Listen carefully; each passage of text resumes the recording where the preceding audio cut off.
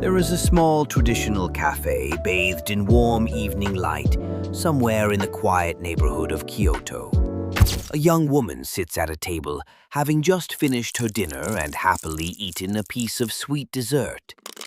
She takes her last sip of tea, calmly stands up, squares her shoulders, and walks out onto the street feeling nothing but absolute lightness and quiet gratitude for a delicious meal.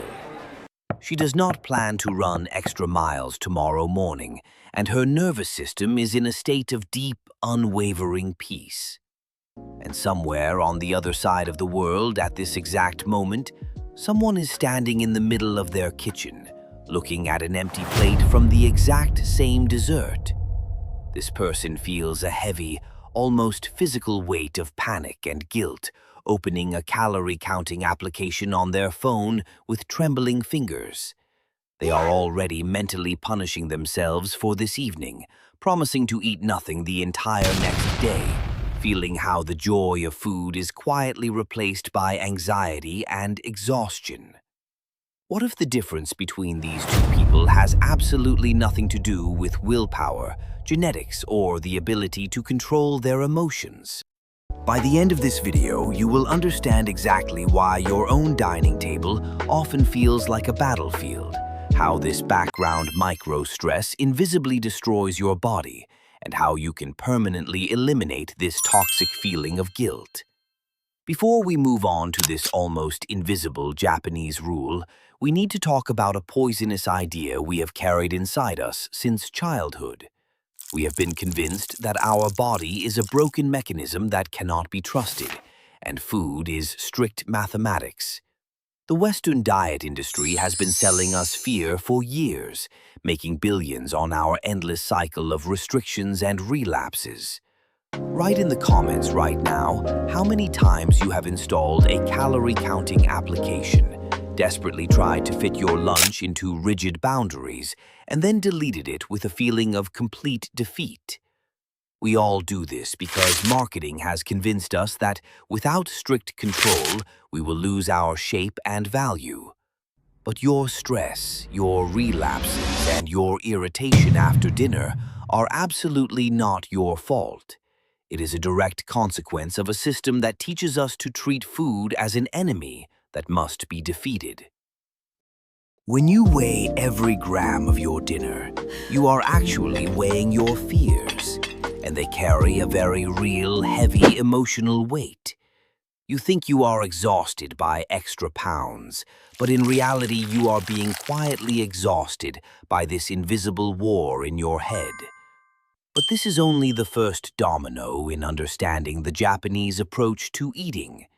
In Japanese culture, there is a profound philosophy that completely destroys the Western cult of diets, and it begins not with restrictions, but with respect.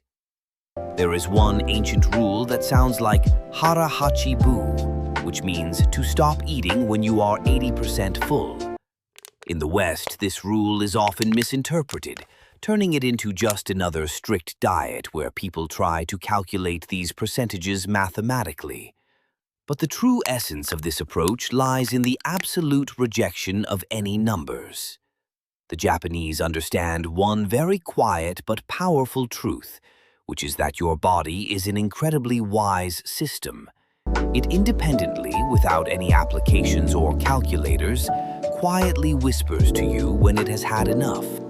When you eat to the point of complete heavy fullness, you are not just filling your stomach, you are trying to fill an emotional void. By leaving those 20% empty, you leave space in your body for lightness, for a clear mind, and for free movement.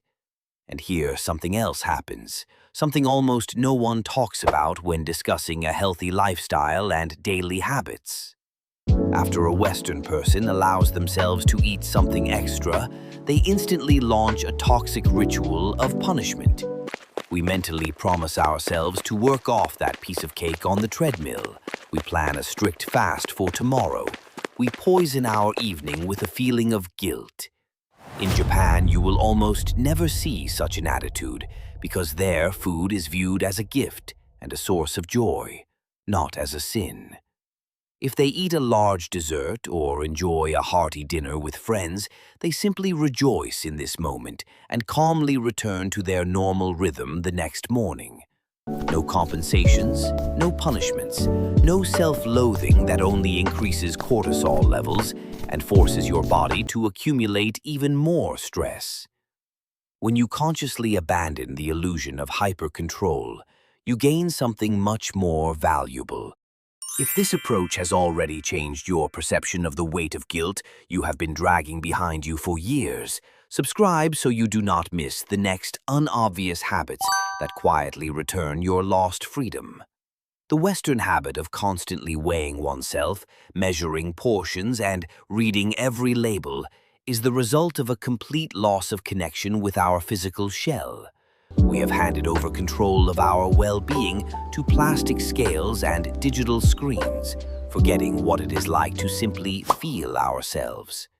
Japanese minimalism in eating is based on essentialism, where the solution lies not in finding a perfect new diet, but in rejecting the very concept of diets.